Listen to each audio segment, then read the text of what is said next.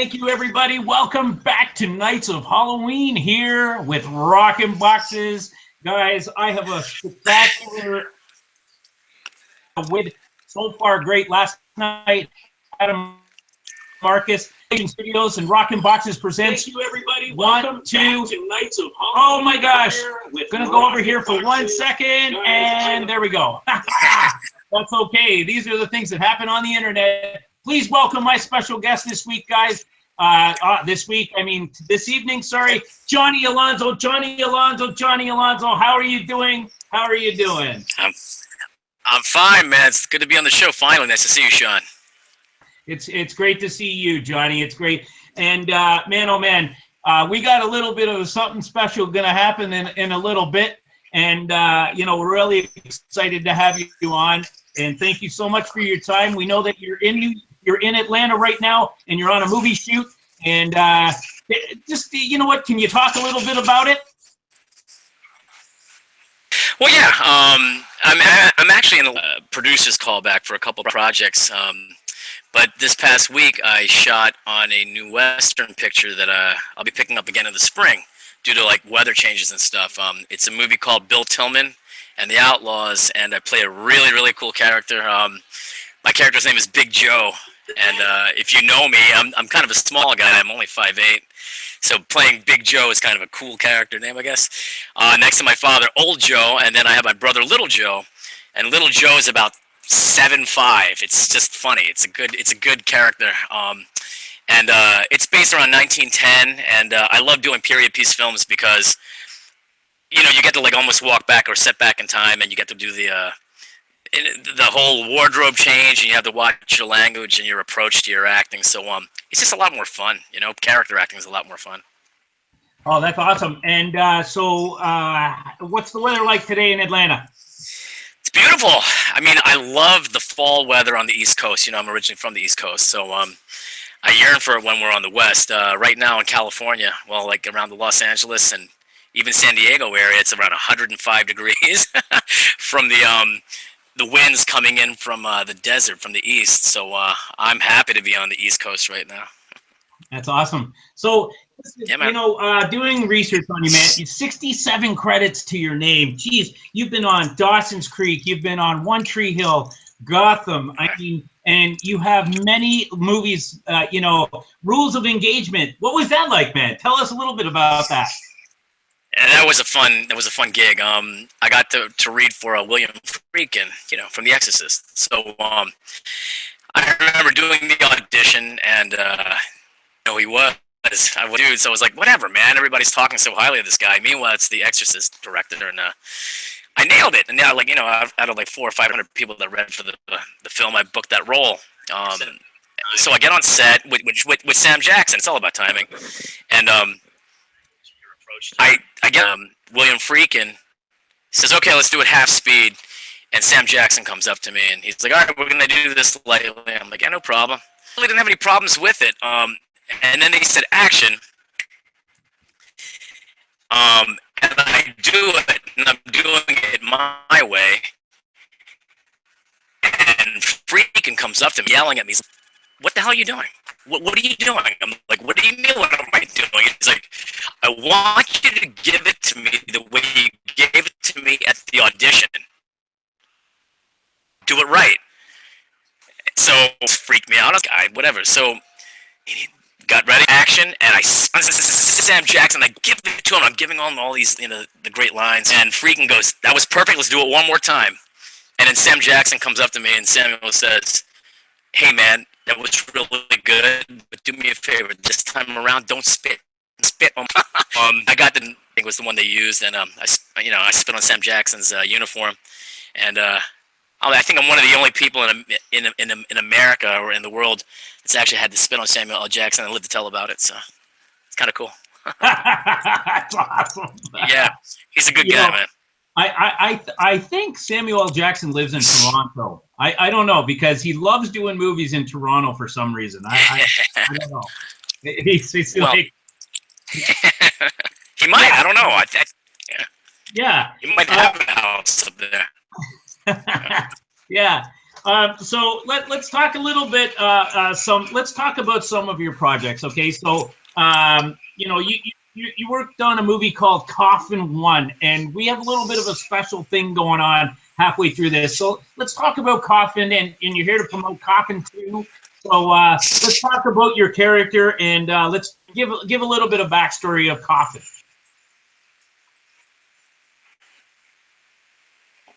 Yeah, Coffin. We shot that about 6 years ago in Los Angeles. I Trick, one of those in the film, character in the film. Oh, did we freeze? No, we're good. We're good, brother. I can hear you. Okay, man. As long as you can hear and see me, then we're okay. Yeah. No, we're fine. We're fine. You're good. Perfect. So yeah, like I said, I'm like one of the driving characters in the film, and Trick is he's almost like an illusionist. He's the puppet master in the film, and in both films really, and he gets his high off of playing these games. I mean, holding people for hostage and for ransom. So, I mean, he's a complex character. Trick is a definite show-off. He's a definite show-off.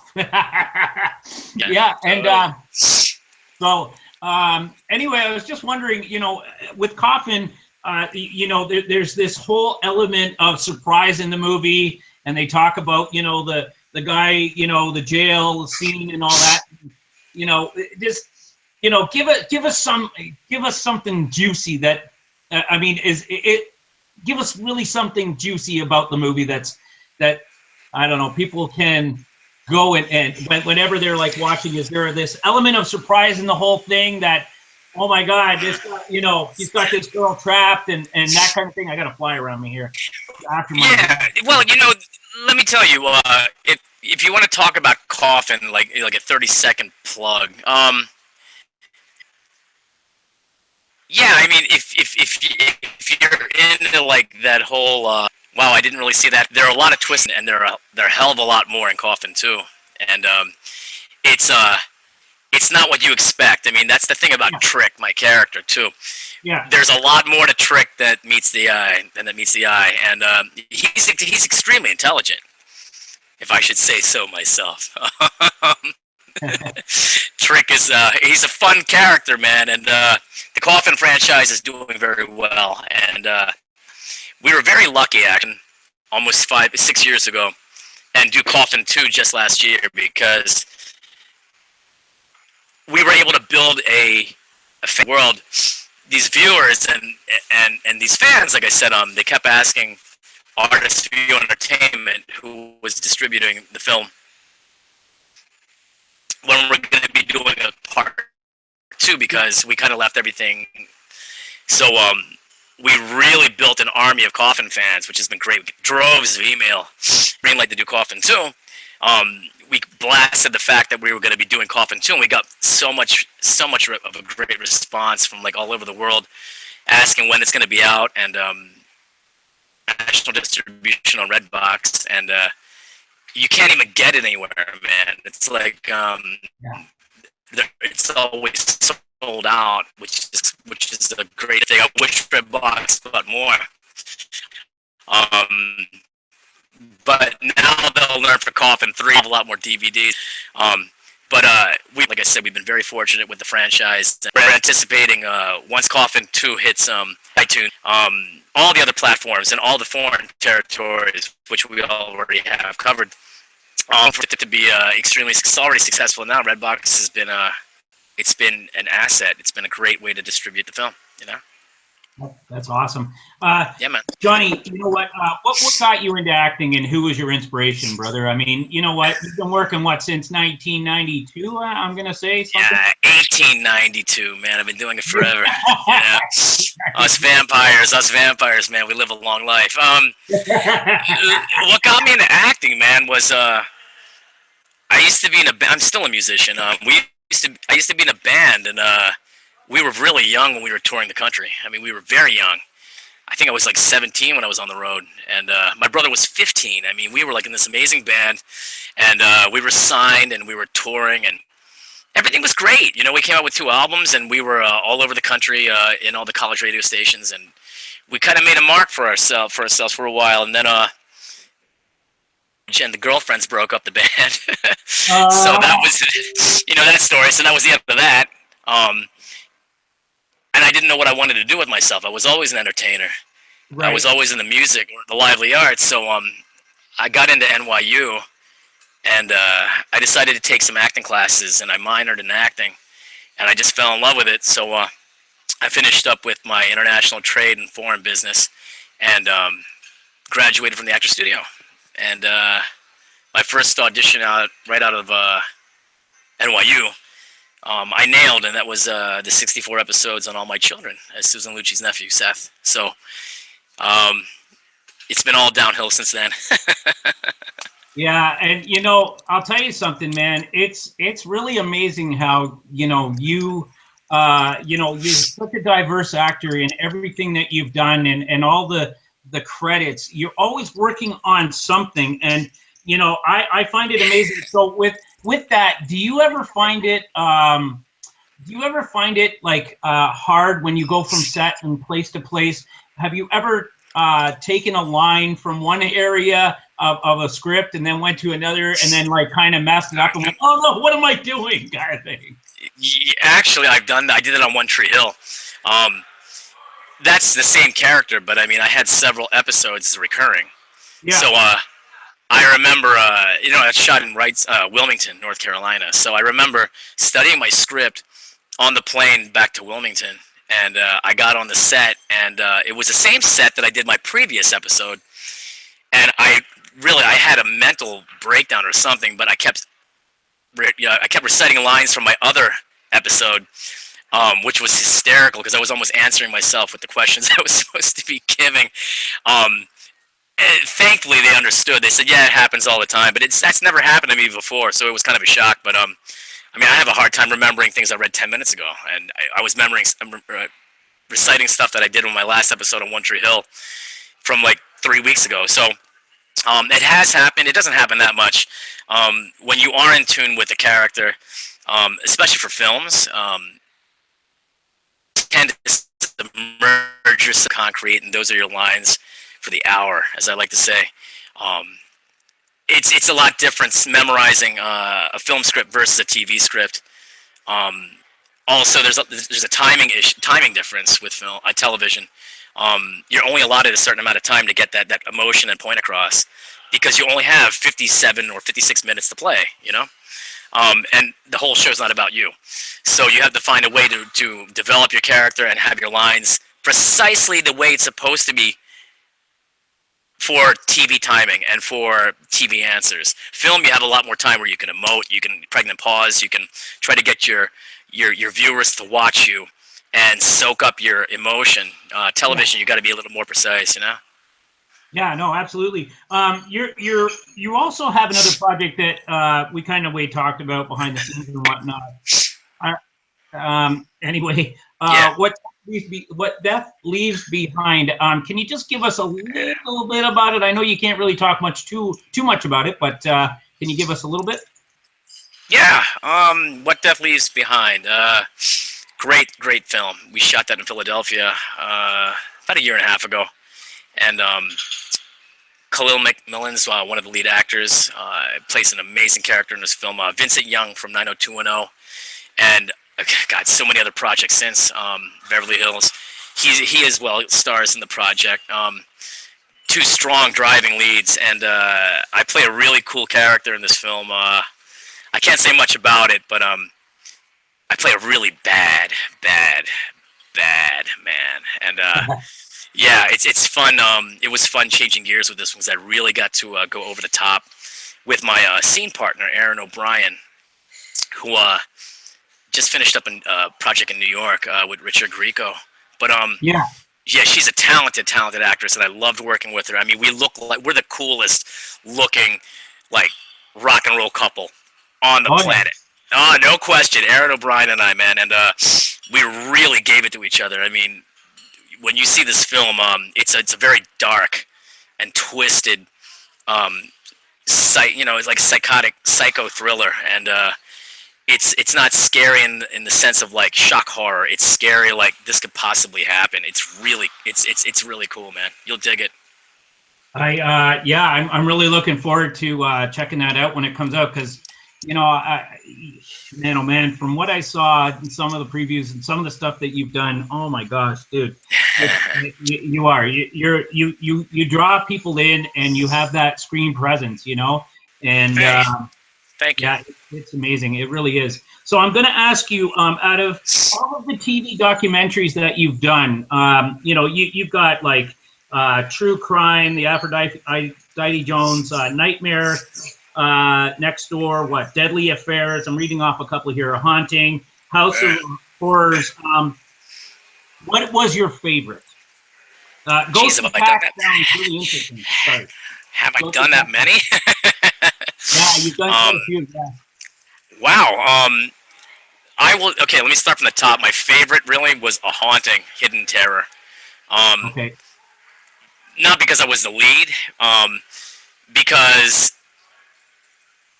those crime stories, a lot of the stuff's covered with narration. If you watch a lot of those shows, fortunately, all the episodes I've ever done was all memorized dialogue. A lot of those shows, though, tend to have, you kind of improv, and then you have narration on top. I love The Haunting, the original Haunting, because that's when they still did like full-blown 1-hour episodes, and it was like super strong and extremely it was almost like film writing. And I got to shoot that with New Dominion Pictures down in Virginia Beach. It was a great set. It was a lot of fun. And after that, True Crime, with Aphrodite Jones. That was played with beat characters, and that one I got to study a lot. They gave me a lot of read over from my character. So I had a lot of background history, and I got to watch a lot of video and work with my mannerisms the way he was. I'm a lefty, so the guy was right-handed, so I had to do everything right-handed. And it was a fun show, Yeah, no, cool. So I was just also going to ask you, so what was it like working on Gotham? I mean, everybody loves Gotham, and just talk a little bit about it, and then I've got 5 questions for you, and then we got a surprise. Yeah, Gotham. We shot that in Steiner Studios in Brooklyn, and very fortunate to book that contract. The Iceberg Lounge with Sir Penguin. That was it was something else, man. It was something else working with Robin Lord Taylor. Wonderful character actor, extremely sharp, extremely talented. I was lucky. Like I told you earlier in this interview, I'm a musician just at heart. Yeah. I'm a musician, and they weren't just looking for an actor. They're an actor that could actually play guitar or bass, right. And was fluent. Yeah, just sing and all that jazz, and that's me. I'm a musician first before now. So, but they wanted someone that could also perform as an actor. So there, and of course, I think I'm going to be the only one that shows up with this talent. And there are like 9,000 Johnny Alonsos that just kept going down the door. But I have this approach to auditioning that has been working for me. So I just leave casting a bloody mess, man.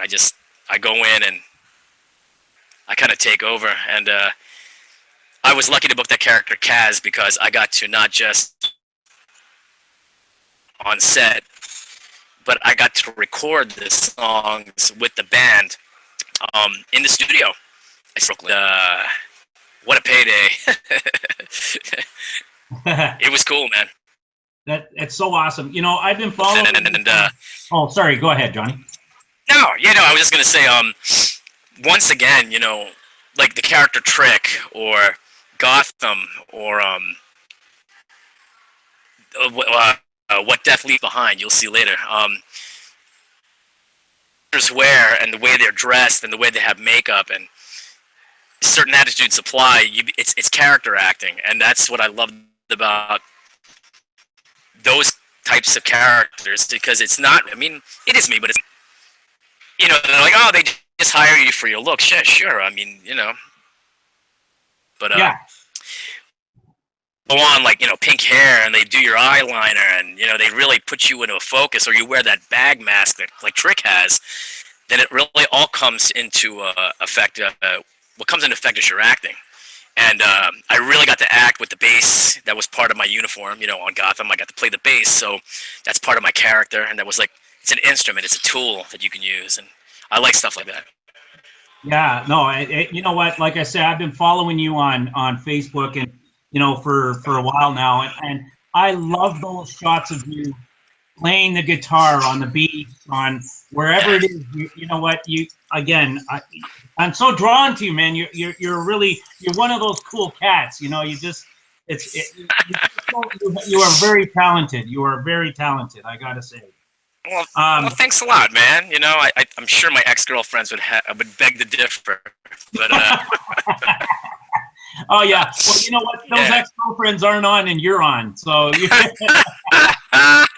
This is true. Thank you, Paisan.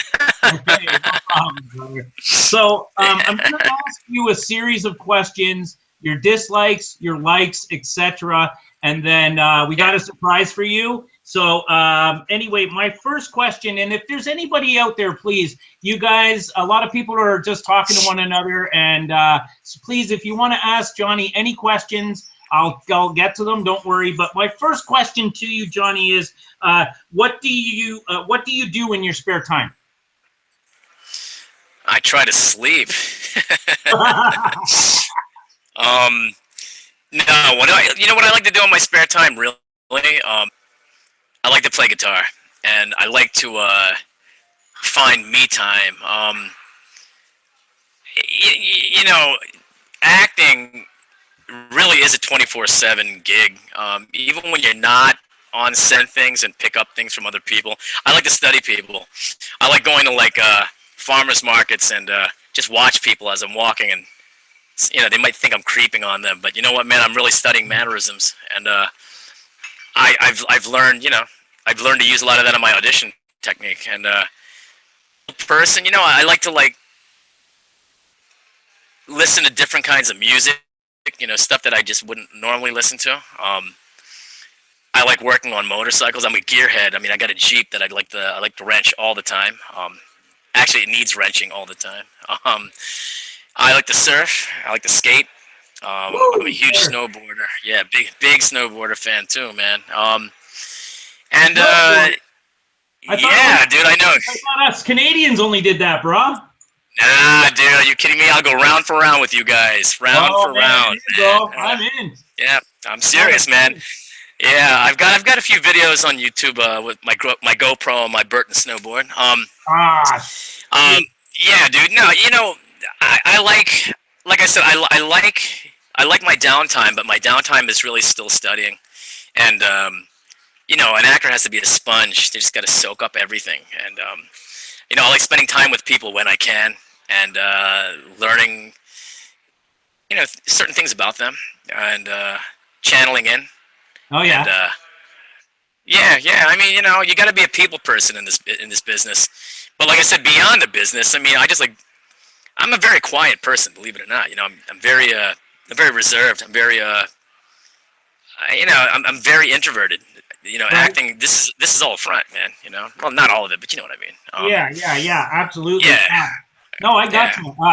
Do you like pickles? I do. You like pickles? yeah, I like pickles. Sure, why not? All right, right on. Hey, you know what? You got to break the ice. We're having a blast here tonight. I don't know. I think I'm having some issues. I'm not too sure. Look at you. I don't know what's going on. High elevation?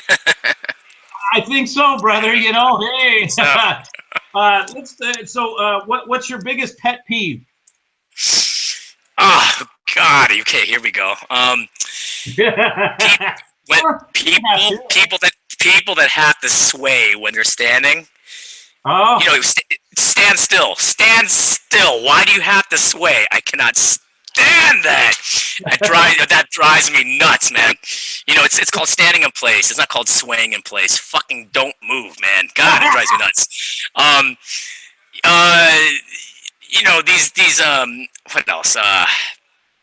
It's kind of a light petty thing, but I mean, you know, people like that have to always correct you when they say, "Oh, it's your, not your." I'm like, listen, man, come on, man, you get what I'm saying? Come on, man. Yeah. But no, you know, but that's not really a pet peeve. No, the swaying thing that drives me nuts. That drives me nuts. All right. So that's about it. He doesn't like the swears and the swingers. All right. It depends on what time of night, though, I guess. Oh, there you go, buddy. That's what I'm talking about. Yeah, man. Here, man.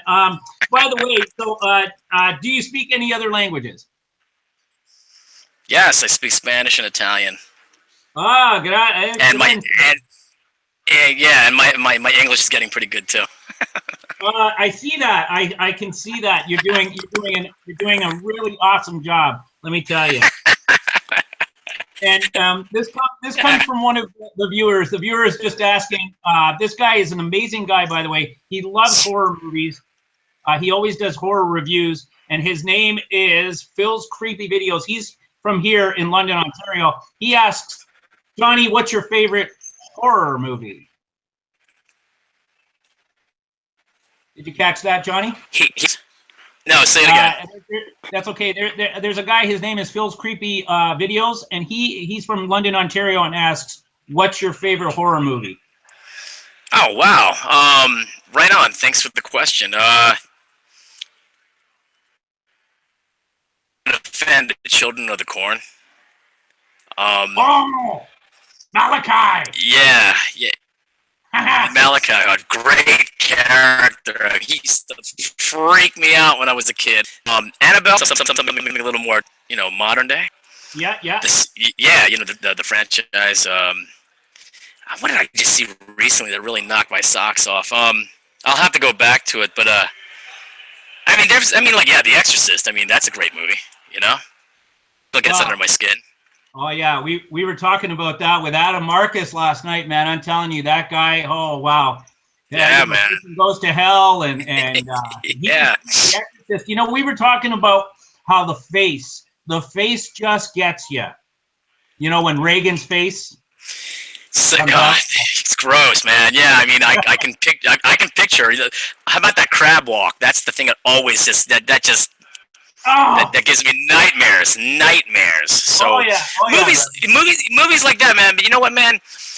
I also like horror films that are more like, you know, what's the word I'm looking for? It's just a little more, you know, more psychosis, a little more thriller. You know, you have to think things out, man. Not just always just blood and gore. You know, that's why The Exorcist always kind of creeped me out too, because I mean that could happen, and I mean there was a lot of stuff that was happening, but it really just gets to you because you think maybe mentally this could really happen. You know, Silent Hill was kind of cool. That was another movie I just saw recently. Absolutely, Silent Hill was great, man. It was. Yeah. All right. Yeah. One other quick question, and then your surprise, I think, is well, hang on. You're gonna hang on. Do you like bacon? Do I like bacon? What kind of viewers do you have out there, man? Yeah. Sure, I guess so. Yeah. Yes, I like bacon. There you go. Oh, that's awesome.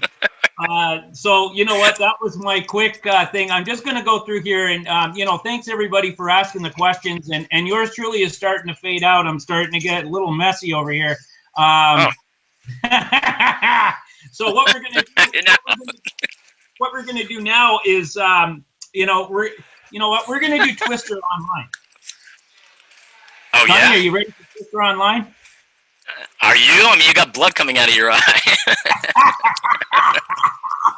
You know what? While I've been nibbling on these lady fingers, lovely, so good. Oh, buddy, I'm telling you, man. It's Halloween. How can you not like Halloween? How about Halloween the movie? Are you happy? Are you excited to see the new John Carpenter? By the way, of course. he gets on the show too. Really? Really, was sending my regards. That's badass. Oh, hey. Oh my gosh, look who's here. Oh, he's quiet all of a sudden. Okay. Hey, Kip Tribble, What's everybody. up, guys? No way. We were just talking about you. Just kidding. How cool is this? No, you weren't. I was watching. You weren't talking about me. Liar. You liar. I was about to. How are you, Kip? Good, man. What's up? Hey. Not much, man. Where are you at right now? Anna. What's going on? Okay, Lana. All right, Nice. so please welcome to the show, Kip Tribble, guys. Kip is from the movies Coffin 1, Coffin 2, the director, producer. Guys, welcome, Kip. Hey, Kip, how are you doing, brother? I'm doing well. Thank you very much, man. I love your backdrop there, Sean. That looks awesome. How about my face? Does it match? It does a little. Yeah, I see that now. That looks pretty awesome. I feel kind of ashamed now that I didn't do better.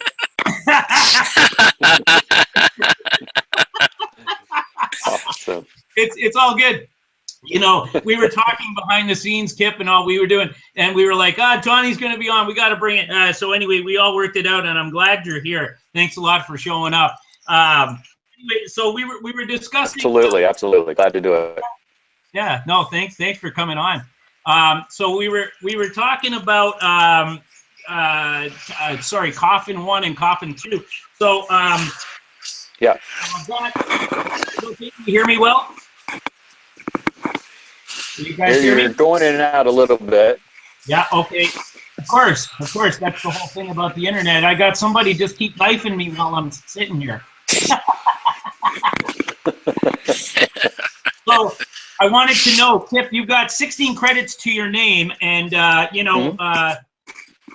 what's your most memorable project? You've got so many. There's one that caught my eye was Bachelor Party Massacre. Yeah, man, that was a trip. That one was the quickest shoot I've ever had. We shot that thing in 5 days, man. It was a ride. It was fun. Took a truckload of people up from LA up to the mountains near Big Bear, and we shot that thing in and out in less than 5 days. Wow. A lot of fun. Wow, Yeah, that takes me back. That's like 12 years ago, I think, something like that. Oh wow, that's awesome. And by the way, we have a girl named Elena. Elena joined us here. She says, "Hello, Kip. How you doing?" Hello. And so anyway, anybody's asking any questions about Kip or Johnny Alonso, please do so. So with you guys both working on the Coffin movies, did you have any problems with Mr. Alonso here?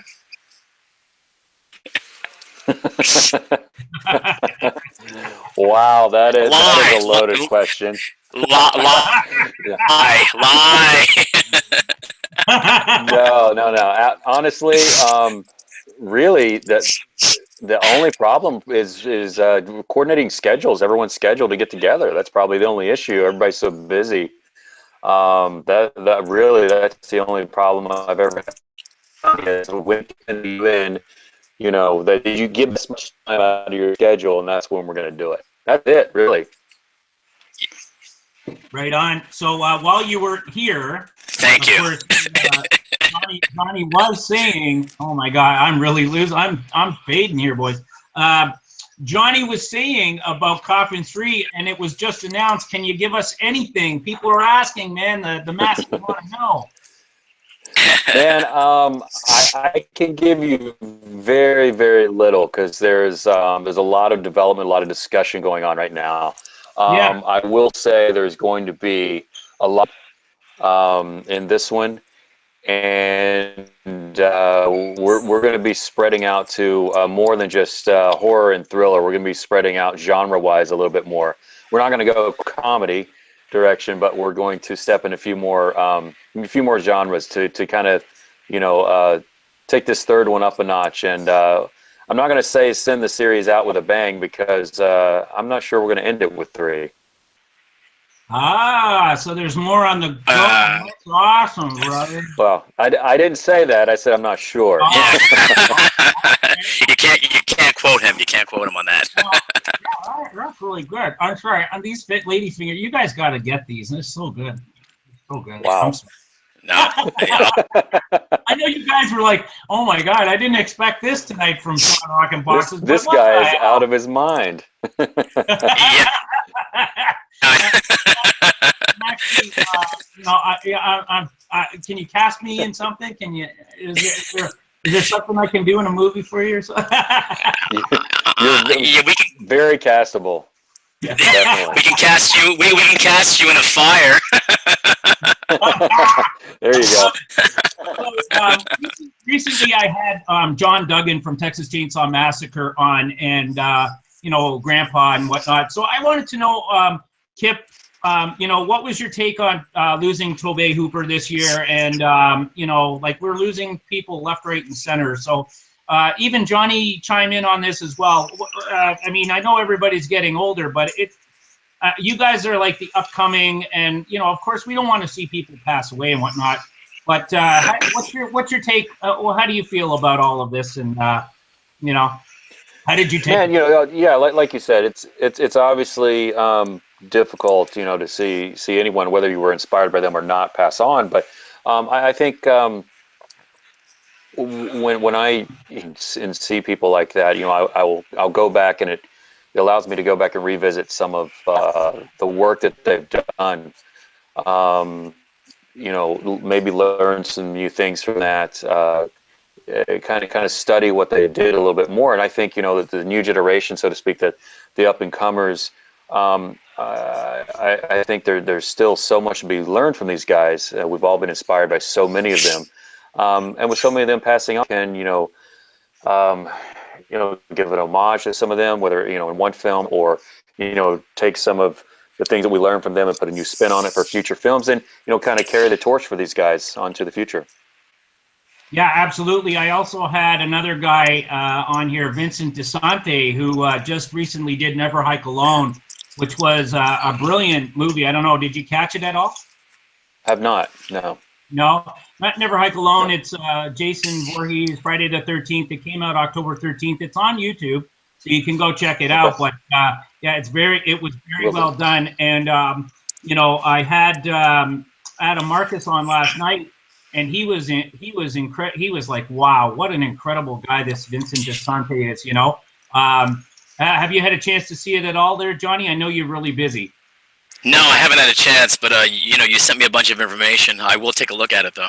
Definitely. Yeah, no, absolutely. So you gentlemen are here to discuss Coffin 2. Let's promote it. Let's get it out there. Talk a little bit about the trials and tribulations of making 2 compared to 1 there. Kip, I'm going to throw that at you. Man, the difficulties of making 2 compared to 1.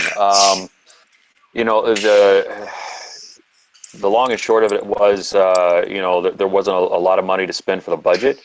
But there were more characters and more storyline to deal with. So you had, not a lot of time, but you had more stories to tell in a shorter amount of time. So that was some of the difficulties in pulling all of that together. It was finding a reason to bring these characters back and to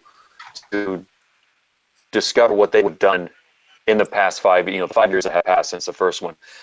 So that's something, to attack as a writer, and Trick back, and Johnny about what would happen when Trick did out of the box, at the end of the fun.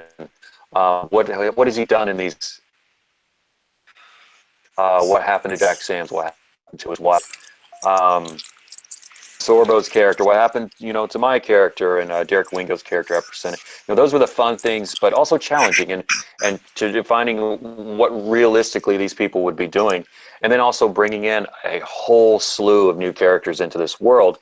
Those are some of the, in a nutshell, some of the challenges that we faced in telling this story. That's awesome. You spoke a little bit about Wingo, and that's that. As someone was saying, hey, talk about Wingo, Johnny.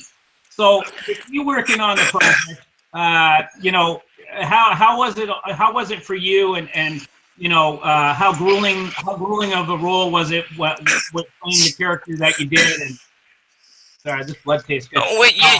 Let me. Yeah, I'll start from the original Coffin. Room to play. I mean, Kip gave me so much room to play with that character, and Derek, because Derek also co-directed. We really met in the middle. We had the Holy Trinity between us three, and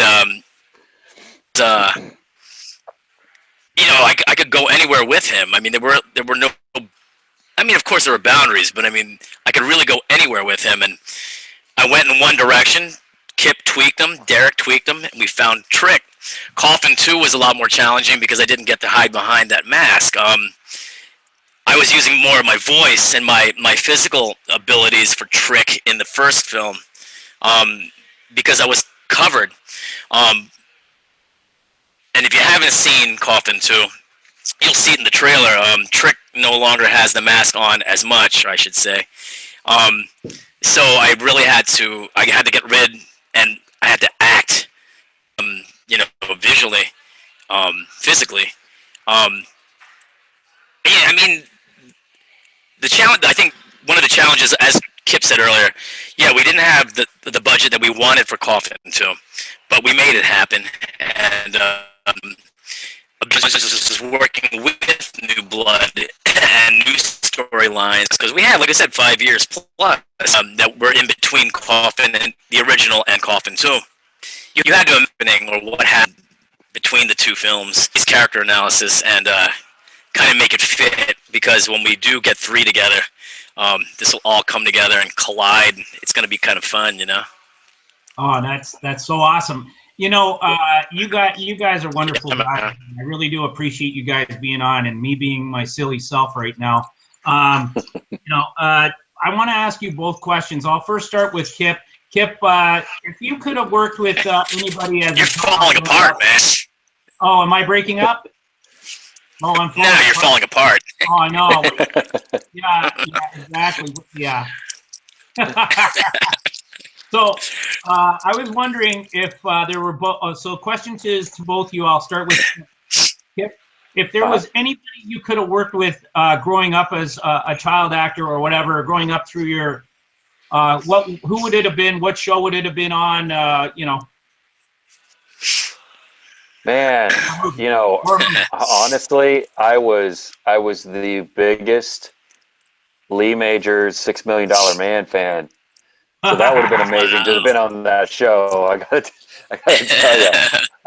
But I would think, you know, if it was a film director and to work as a child actor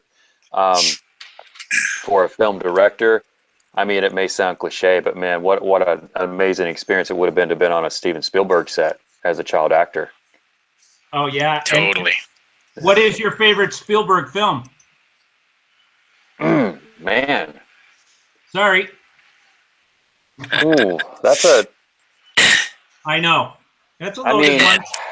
That's tough. That's a tough one because, you know, you got to say Schindler's List is probably his best film, but I don't know if you can say favorite because it's hard to watch, man. You know, that's a tough one to get through over and over. Man, I could go on forever. That's a tough one. I don't know. Right. That's going to have to be for the next time you interview me. I'll come up with an answer for you. That's fine. I think everybody's last night's was Jaws. Jaws, man, that's a great one. That's great. That's great. That's awesome. Yeah. How about yourself? How about yourself, Kip? Pardon me, Johnny. God. Well, like Kip said, you know, he had his favorite, you know, $6 Million Man growing up. Mine was Happy Days, so I would have loved to have been on Happy. Come on, guys, yeah, Happy Days. Come on, forget about it. It would have been fun as hell. That would have been my series. Totally, man. That would have been my series. Film-wise, wow, director, God, I mean, too many to mention. Oh, there is this one director, Kip Tribble. Oh, hey, I know yeah. Let me kiss up really quickly. Yeah. I don't You're know. already cast. Yeah, I'm already cast. Perfect. When it comes to directors, I don't know, man. I mean, there's so many great ones out there. Like Kip said, I'm just gonna have to default to his answer. Ask him on the next episode. That's all But good. by the way, happy days. I met Henry Winkler when I first moved to LA many years ago. I met Henry Winkler, and it was amazing. One of the best experiences of my life, man. The Fonz. Yeah, It was great. The Fonz, man. That's so cool. Yeah, Awesome. we Awesome. had Henry Winkler here in Niagara Falls. He was so amazing with my kids.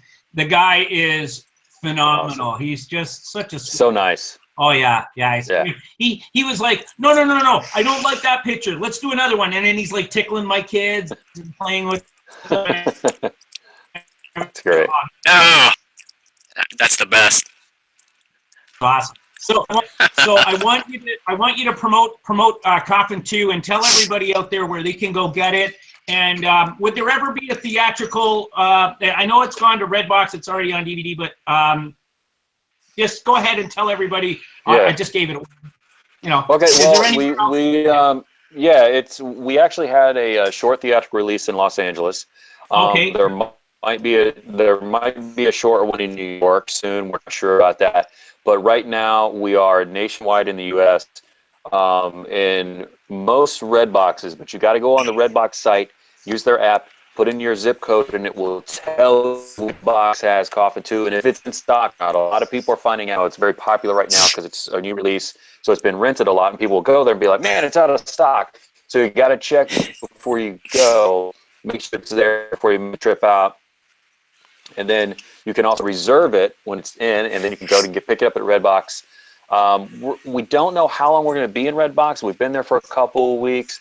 That's something we don't know. We do know that in January is when we're going to launch. We're looking at probably January 19th right now is being a launch for iTunes, Amazon Prime platform. So that's when everybody's going to be able to get it on VD. But for now, you can check it out on Redbox. Nice. And what do you got? So what do you got coming up, Kip? What's your next project? Is going to be Coffin? Aside from Coffin, aside from Coffin 3 in the works, I've got a found footage film I'm working on. I'm not sure if that's going to happen before Coffin 3 or not. It kind of depends on a few things that hopefully will fall in line here the next couple weeks.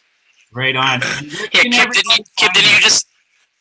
Oh, sorry. Go, Johnny. Go ahead. Yeah, I was gonna say, Kip, when right before the premiere that we had in Beverly Hills, weren't you just working on another project? Yeah. I was working on a romantic comedy. That one we've been finishing up shooting, and that one I'm not sure when that's going to be released yet because, like I said, we still have some reshoots we got to do. And then aside from the found footage film, I have. You're probably talking about the horror film that I have coming out. We actually moved the release to next year. It's called The Unwilling. It stars Lance Henriksen, Tina Meyer. Yeah, that's the one. Jake that's Thomas. The one we're talking about. It's really, really good stuff. Yeah, that's the one I'm talking about. It's really good horror film. Won a lot of awards. David Lipper, who one of the writers and producers on the film, stars in it. He just won Best Actor, and I believe the Edmonton Film Festival up there in Canada. He played. The guy on his name is completely. He was on Full House. Viper on Full House. There we go. He was the rocker boyfriend on Full House. Anyway, David Lipper is one of the stars in that. I'm proud of that film that's coming out next year. Awesome, man. That's awesome. So I'm going to go to Johnny, and you know what, Johnny, I'm really getting effed up here, brother. Johnny is not only an actor, but he's also an interviewer, and he's done some amazing interviews. Guys, you got to go check him out. He's going to tell you guys where you can find him.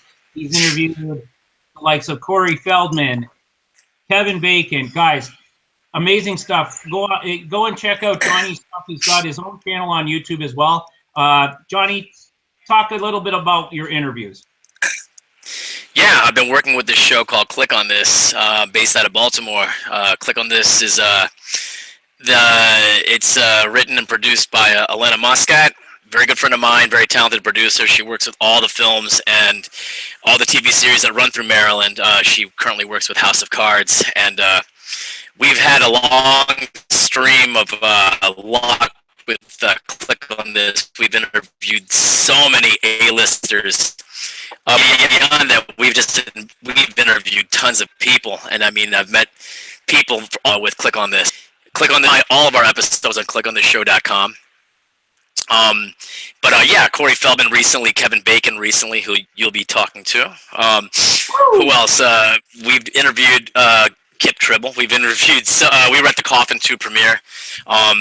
It was, Click on This. It's a great vehicle. For acting hosting is completely different from acting, and you got to be really quick on your feet when you host, because you got just a limited amount of time and on the red carpet. But it's fun, man. Click on This has been a great show. So clickonthisshow.com.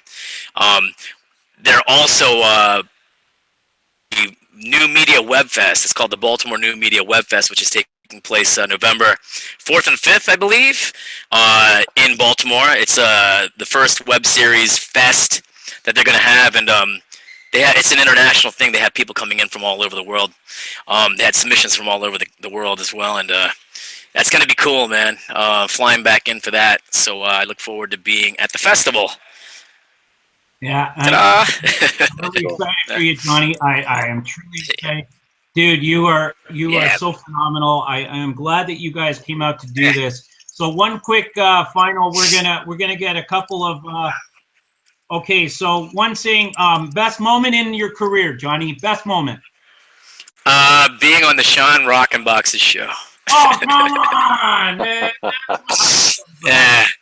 What a I don't know. Dude, I don't know, man. I could name points from every project. I mean, one time I had dinner with Katie Holmes. I don't know. That was a cool time, when I was on Dawson's Creek. So, I mean, so many, dude. Really, so many. Okay. That's okay. Yeah. I can't think of one. Yeah. Kip? Kip? You got an answer? Man, I got it. Yeah, I got it. I think mine is time when we were working down south on a film. This was a couple years ago. Danny Trejo was one of our stars, and the set. And I was in the script. I was acting and producing, directing as well. And they're like, "Hey," and wants to meet you in person and chat, because we actually I'd only talked on the phone. We had never met in person when we cast him. And man, it was the greatest moment of all time to knock on the trailer door, and he opens it up, and he's shirtless, and he's got this sombrero right there on his chest. It's just, oh yes, yes. So you see that sombrero, Danny Trejo, your entire life, and you get to see it right there, man. It was pretty awesome in person. Yeah, but there's many as well. But that was a cool one. It's funny because I've been talking with Johnny behind the scenes. Man, dude, I'm really losing it now. I'm a bloody mess. Holy dude, you gotta take care of that herpes, man. It's really bad. Yeah. Oh yeah, you know what? Really bad. Out of control, it just doesn't freaking go away. Is the thing. I was talking with Johnny, and my highlight there's so many things. He mentioned Kevin Bacon. I got to meet Kevin Bacon, and all of the people that are in tonight, they're going to be like, "No, I'm with the 6 degrees of Kevin Bacon." But I've met so many great actors. I worked at the Air Canada Center, and I've met some of the big Tom Cruise, and oh my gosh, his wife at the time. Oh my God, Nicole Kidman. But there's so many people in my life that I've gotten to meet over time. But you guys, those stories are really great. So we're gonna end it off. We're gonna end it off by killing everybody right now. So turn around. No, we're not gonna end it off. I just want one more thing from you guys. So everybody, Johnny or Kip, I'll start with Kip. Tell everybody where you can find you, and then tell everybody one more time about the movie, whatever you want. Just give everybody a quick. And by the way,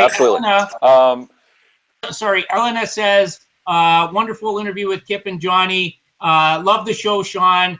love Elena, and she was saying hi to Johnny while you were speaking. So go ahead, Kip. Perfect. Follow me on Twitter. It's Tribble. And it's at Kip Tribble. Same thing with Instagram. I'm Kip Diddy.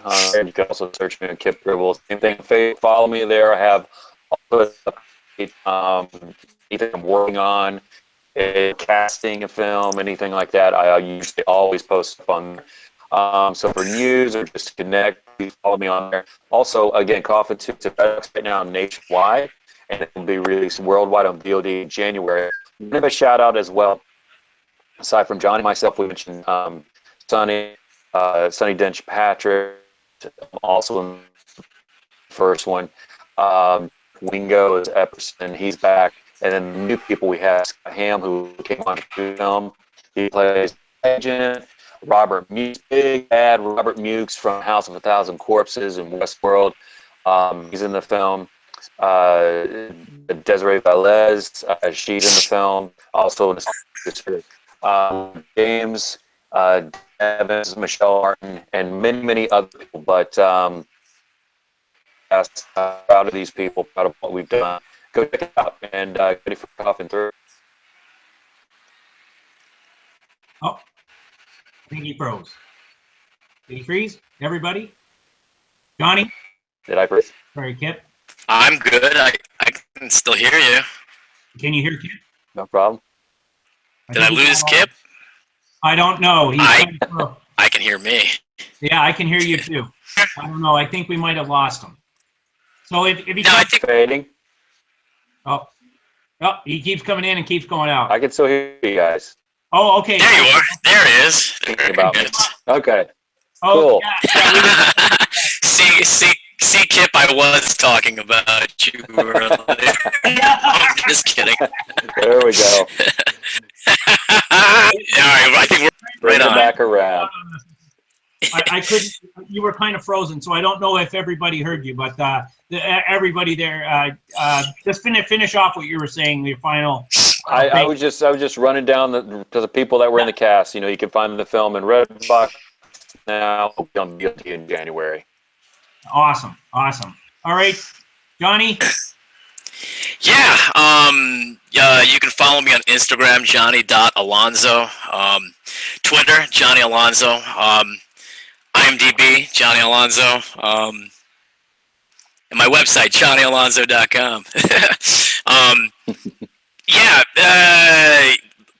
I'm excited about Coffin 3. This franchise is it's kicking ass, and I think we have some great things ahead. I mean, Kip's already kind of mentioned to me a few ideas and how the film's going to open up, and you're in for a surprise, man. This is going to kick your ass. This Coffin 3 is going to be something. I mean, we're taking all the notes that we got from from people, from producers, haters, whoever, and we're putting them all together, and it's gonna stir the machine. We're very excited. But yeah, you can contact me. You can follow me on all those platforms: Instagram, Twitter, IMDb, and of course my website, JohnnyAlonso.com, and clickonthisshow.com. Don't forget that. So if you guys are in the tri-state area, hang out with me, man. Meet me at the New Media Webfest, November 4th and 5th, and then I fly back to California. So hopefully I'll see you guys on the East. Yeah, brother, that's so awesome. And I want to ask one thing. Yeah. You guys do horror cons? Is there anything coming up, Kip, that you know of that maybe these guys are going to be out where people could? Do you know of anything in the works? Because I can always. You know what? Robert Mukes, from House of Thousand Corpses and Westworld, who's in the film. He does all of those, and I don't know what his upcoming schedule is, but I believe his site is robertmukes.com. You can go on there and check out his schedule, but he's always doing the horror cons and the fan cons. Oh, that's awesome. That's awesome. So from me, like I always say, guys, I want to thank everybody that came in and watched. And I love you guys. Always be good to one another, like I say. That's my thing. I don't have my audio guy to hit the music, but you know what? That's all good. I'm all busted up. I'm going to have to go to the hospital, guys. Man, I feel like Mick Foley or some guys from wrestling right now. razor blades, whatever. Like, I'm just walking up here. And I love the support that you guys have given me. Rock and Rockets presents Tribulation Studios. I want to thank Jerry from Tribulation Studios for all of the great things he's been doing with promos. Yeah, Jerry. Like that. Definitely. Yeah, and you know what? I want to thank my guest this week. Rest in peace, Sean. All right. And one final word from me. I love you guys, and we will see you tomorrow night. Our special guest, Tom McLaughlin, director of Friday the 13th, Part 6, guys. Nights of Halloween continues here at Rockin' Studios. Rockin' Boxes presents, guys. I'm fired up. I'm ready to die. Johnny, stay with us, guys. Stay with us, Johnny. All right. All right. Get easy. All right. Kip. All right, guys. Love you guys. All right. Take care. See you tomorrow night. 9:30 p.m. Eastern, 6:30 Pacific. Oh, yeah.